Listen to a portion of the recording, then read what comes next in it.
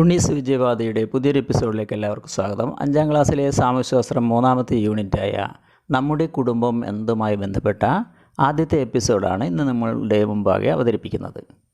ഈ എപ്പിസോഡിൽ നമ്മുടെ കുടുംബത്തെക്കുറിച്ച്, നമ്മുടെ നാട്ടിൽ കാണപ്പെടുന്ന വിവിധ തരം കുടുംബങ്ങളെക്കുറിച്ച് ഒക്കെയാണ് ഇവിടെ പ്രതിപാദിക്കുന്നത്. അപ്പോൾ നമുക്ക് വൈകാതെ പാഠഭാഗത്തേക്ക് കടക്കാം. നിങ്ങളുടെ വീട്ടിൽ ആരൊക്കെയാണ് ഉള്ളത് എന്ന് പട്ടികപ്പെടുത്തണം. അപ്പോൾ ഇവരെയൊക്കെ ചേർത്ത് പൊതുവിൽ എന്താണ് പേര് പറയുക? അപ്പോൾ തീർച്ചയായും ഉത്തരം നിങ്ങളുടെ ഓരോരോ വ്യക്തിയുടെയും വീട്ടിലെ അംഗങ്ങളുടെ എണ്ണത്തിനനുസരിച്ച് മാറ്റമുണ്ടാവും. എന്നാലൊരു മാതൃക ഞാനിവിടെ നൽകുകയാണ്. അച്ഛൻ, അമ്മ, ചേട്ടൻ, അനിയത്തി, അച്ഛമ്മ, അച്ചാച്ചൻ, അമ്മാവൻ എന്നിവർ എൻ്റെ വീട്ടിലുണ്ട്. അപ്പോൾ ഒരു വീട്ടിൽ കഴിയുന്ന ഞാനും ഇവരുമൊക്കെ കൂടിയതിനെ കുടുംബം എന്ന് വിളിക്കും. അപ്പോൾ അങ്ങനെ ഒരു വീട്ടിൽ ഒരുമിച്ച് കഴിയുന്ന ബന്ധുക്കളായ അടുത്തവരായ ആളുകളൊക്കെ കൂടിയതാണ് ഒരു കുടുംബം എന്ന് പറയുന്നത്. ഇപ്പം നോക്കാം, അടുത്ത ചോദ്യത്തിലേക്ക് നോക്കാം. കുടുംബം, സമുദായം, സമൂഹം എന്നിവ രൂപം കൊള്ളുന്നത് എങ്ങനെയാണ്? ഉത്തരം നേരത്തെ പറഞ്ഞത് തന്നെ ഒന്നുകൂടി ആവർത്തിക്കുകയാണ്. ഒരു വീട്ടിൽ കഴിയുന്ന അച്ഛൻ, അമ്മ, അവരുടെ മക്കൾ, അവരുടെ മാതാപിതാക്കൾ, ബന്ധുക്കളായ മറ്റുള്ളവർ എന്നിവർ കൂടിയതിനെ ഒരു കുടുംബം എന്ന് പറയും. അടുത്തത് സമുദായം എന്നതാണ്. ഒരു നാട്ടിലുള്ള പല കുടുംബങ്ങൾ ചേർന്നതാണ് സമുദായം എന്ന് പറയുന്നത്. ഇനി അടുത്ത സമൂഹം. എന്താണ് സമൂഹം? പല സമുദായങ്ങൾ കൂടി ചേർന്നാണ് ഒരു സമൂഹം രൂപം കൊള്ളുന്നത്.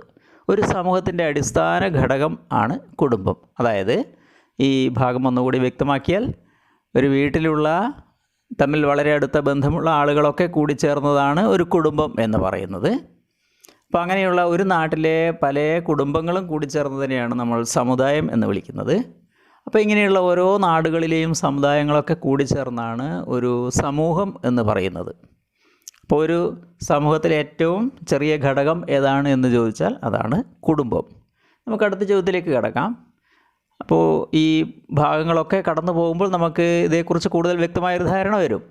അതുകൊണ്ട് തന്നെ വൈകുന്നേരം അടുത്ത ചോദ്യത്തിലേക്ക് കിടക്കാം. ഒരു കുടുംബം രൂപം കൊള്ളുന്നതിൻ്റെ അടിസ്ഥാന ഘടകങ്ങൾ എന്തെല്ലാമാണ്? ഒരു കുടുംബം രൂപം കൊള്ളുന്നതിൻ്റെ അടിസ്ഥാന ഘടകങ്ങൾ എന്തെല്ലാമാണ്? ഇപ്പോൾ രക്തബന്ധത്തിലൂടെ, അതായത് നേരത്തെ പറഞ്ഞതുപോലെ അച്ഛൻ, അമ്മ, മക്കൾ, അവരുടെ മുത്തച്ഛന്മാർ, മുത്തശ്ശിമാർ, അമ്മാവന്മാർ, അങ്ങനെയൊക്കെ രക്തബന്ധത്തിലൂടെ ഉള്ള ഒരു വീട്ടിൽ താമസിക്കുന്ന ആളുകൾ. പിന്നെ വിവാഹബന്ധത്തിലൂടെ വീട്ടിൽ വന്നു ചേർന്നിട്ടുള്ള ആളുകൾ. അവർ ആ വീട്ടിലുള്ള ആരുടെയും മക്കളോ മറ്റോ അല്ലെങ്കിലും വിവാഹം കഴിഞ്ഞ് ആ വീട്ടിൽ എത്തിയിട്ടുള്ളവരായിരിക്കാം. അങ്ങനെയുള്ള ആളുകൾ. പിന്നെ ദത്തെടുക്കലിലൂടെ വരുന്ന ഒരു വിഭാഗം ആളുകളുണ്ട്. അത് എല്ലാത്തരം വീടുകളിലും ഉണ്ടാവണമെന്നില്ല. അപ്പോൾ ഒരു ഭാര്യയ്ക്കും ഭർത്താവിനും അവർക്ക് മക്കൾ ഉണ്ടാവുന്നില്ല, കുറേ കാലത്തിന് ശേഷം മക്കൾ ഉണ്ടാവില്ല എന്ന് കണ്ട് അവരുമായി യാതൊരു തരത്തിലുള്ള ബന്ധവുമില്ലാത്ത, ചിലപ്പോൾ അനാഥാലയത്തിൽ നിന്നാവാം അല്ല മറ്റിടങ്ങളിൽ നിന്നാവാം, അവർ ഒരു കുട്ടിയെ ദത്തെടുക്കുന്നു. ആ വീട്ടിലേക്ക്, ആ കുടുംബത്തിലേക്ക് ഒരു കുട്ടിയെ ദത്തെടുക്കുന്നു. നിയമപരമായി തന്നെ ഒരു മകൻ അല്ലെ മകൾ ഏതൊക്കെ അവകാശങ്ങളൊക്കെ അനുഭവിക്കുമോ അതുപോലെ ഉള്ള എല്ലാ അവകാശങ്ങളോടും കൂടി ഒരു കുട്ടിയെ ദത്തെടുക്കുന്നു. അങ്ങനെ ആകുമ്പോൾ ഇങ്ങനെ ദത്തെടുക്കലിലൂടെ ആ വീട്ടിൽ, ആ കുടുംബത്തിൽ വന്നു ചേരുന്ന ആളും കുടുംബത്തിലെ അംഗമാണ്. അപ്പോൾ ഉത്തരം ഒന്നുകൂടി വ്യക്തമാക്കിയാൽ, രക്തബന്ധത്തിലൂടെയോ വിവാഹബന്ധത്തിലൂടെയോ ദത്തെടുക്കലിലൂടെയോ ആണ് ഒരു കുടുംബം രൂപം കൊള്ളുന്നത് എന്ന് കാണാം. ഇനി അടുത്ത് നോക്കാം. നമ്മുടെ സമൂഹത്തിൽ വിവിധ തരം കുടുംബങ്ങൾ കാണപ്പെടുന്നുണ്ട്. അവയെ എങ്ങനെയൊക്കെയാണ് തരംതിരിച്ച് വിശേഷിപ്പിക്കുന്നത്? ഇവയെക്കുറിച്ച് വിശദീകരിക്കാമോ? ഇപ്പം നമ്മുടെ ഈ ചുറ്റുപാടുമുള്ള ആളുകൾക്കിടയിൽ, കുടുംബങ്ങൾക്കിടയിൽ പലതരം കുടുംബങ്ങളുണ്ട്. അവ ഏതൊക്കെ തരം കുടുംബങ്ങളാണുള്ളത്?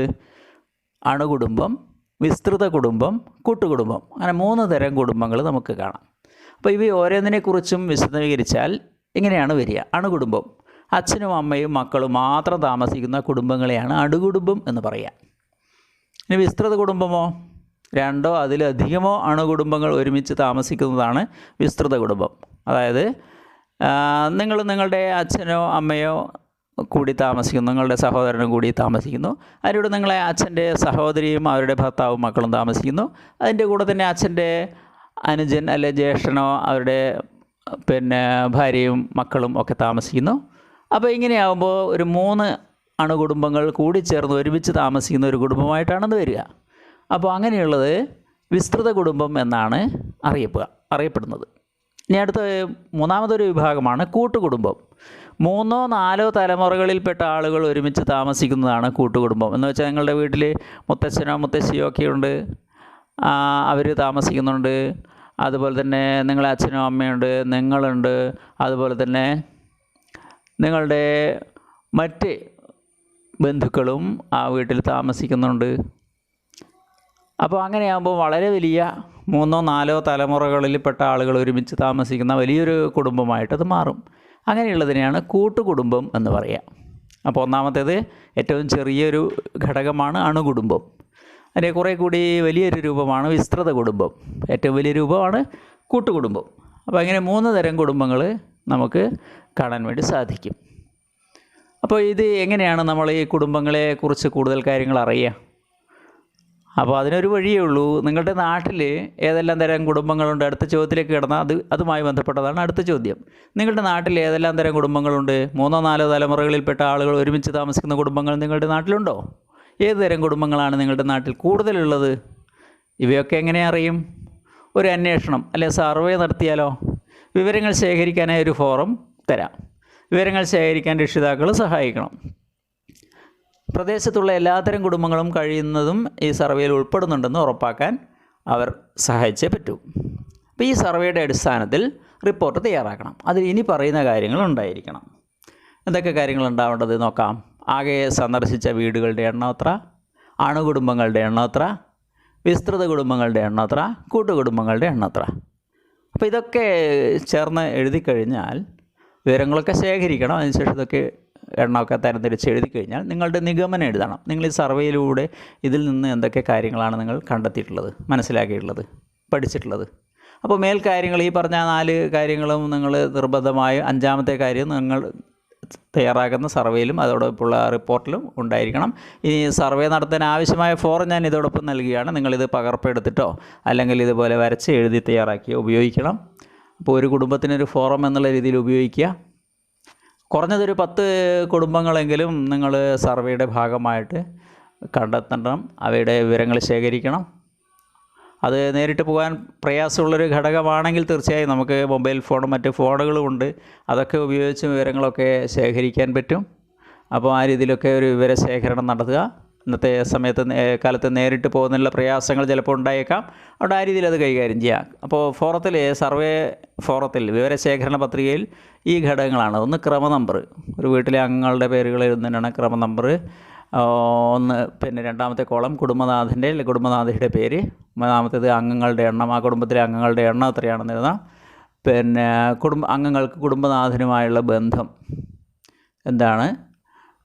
അപ്പോൾ അതിനടുത്തത് വീട്ടിലെ തലമുറകളുടെ എണ്ണം, എത്ര തലമുറകൾ ആ വീട്ടിലുണ്ട്. കുടുംബത്തിൻ്റെ സ്വഭാവമാണ്, കുടുംബമാണോ വിസ്തൃത കുടുംബമാണോ കൂട്ടുകുടുംബമാണോ. അപ്പോൾ ഒന്നാമത്തേതിൽ നിങ്ങൾക്ക് കുടുംബനാഥൻ്റെ പേര്, പിന്നെ വേണ്ടത് ആ കുടുംബത്തിലെ അംഗങ്ങളുടെ എണ്ണമാണ്. 3-ാമത് അംഗങ്ങൾക്ക് കുടുംബനാഥനുമായുള്ള ബന്ധം എന്തൊക്കെയാണ്. വീട്ടിലെ തലമുറകളുടെ എണ്ണം എത്ര, കുടുംബത്തിൻ്റെ സ്വഭാവം എത്ര, അണുകുടുംബമാണോ വിസ്തൃത കുടുംബമാണോ കൂട്ടുകുടുംബമാണോ. ഈ രീതിയിലുള്ള ഒരു സർവേ ഫോറം ഉപയോഗപ്പെടുത്തുക. അപ്പോൾ നിങ്ങൾക്ക് നല്ലൊരു അനുഭവമാകട്ടെ ഈ പാഠഭാഗം പഠിക്കുന്നത്. കുറച്ച് ചോദ്യങ്ങൾ ഇതിൽ നൽകിയിട്ടുള്ളൂ, പക്ഷേ ഇവയൊക്കെ തന്നെ വളരെ കാര്യമാത്ര പ്രസക്തമായവയാണ്. ഈ അധ്യായത്തിൻ്റെ ബാക്കി ഭാഗം കൂടി പഠിച്ചു കഴിയുമ്പോഴാണ് ഒരു കുടുംബത്തെക്കുറിച്ച്, കുടുംബം എന്നത് അത്ര നിസ്സാരമല്ല, അത് സമൂഹത്തിലെ ഏറ്റവും ചെറിയ ഘടകമാണ്. അപ്പോൾ ഈ ഓരോ ശക്തമായ നല്ല കുടുംബങ്ങൾ എങ്ങനെയാണ് ആയിത്തീരുന്നത്, ഈ കുടുംബങ്ങൾ എങ്ങനെയാണ് സമുദായത്തെയും സമൂഹത്തെയും ശക്തിപ്പെടുത്തുന്നത്, രാജ്യത്തെയും ശക്തിപ്പെടുത്തുന്നത് എന്നുള്ള കാര്യമൊക്കെ പിന്നീട് നിങ്ങൾക്ക് മനസ്സിലാവും. അപ്പോൾ അടുത്ത എപ്പിസോഡിന് കാത്തിരിക്കുക. എല്ലാവർക്കും നന്ദി, നമസ്കാരം.